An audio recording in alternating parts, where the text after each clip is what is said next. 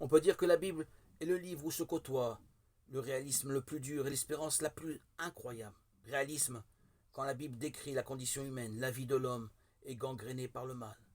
La mort étend son nom sur tous les projets humains, Coëlette 2, 17-23. Espérance quand la Bible parle de la paix universelle, de la réconciliation totale, du paradis retrouvé, Ésaïe 65, 17-25. La parole de Dieu ouvre les yeux sur la réalité et ne nourrit aucun optimisme facile. Elle oblige à voir les choses et les gens comme ils sont, fragiles et peu sûrs.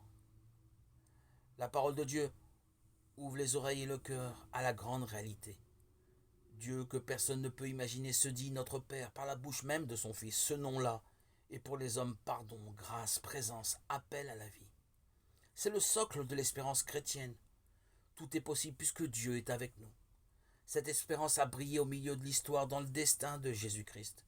Elle se révèle déjà dans nos vies humaines et éclatera pleinement au terme de l'histoire. Que dire de plus?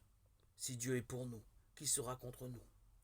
Qui nous séparera de l'amour du Christ? Oui, j'en ai l'assurance. Ni la mort, ni la vie, ni le présent, ni l'avenir, ni les forces des hauteurs, ni celles des profondeurs, ni aucune autre créature, rien ne pourra nous séparer de l'amour de Dieu, manifesté en Jésus-Christ notre Seigneur. Romains 8, 31, 39.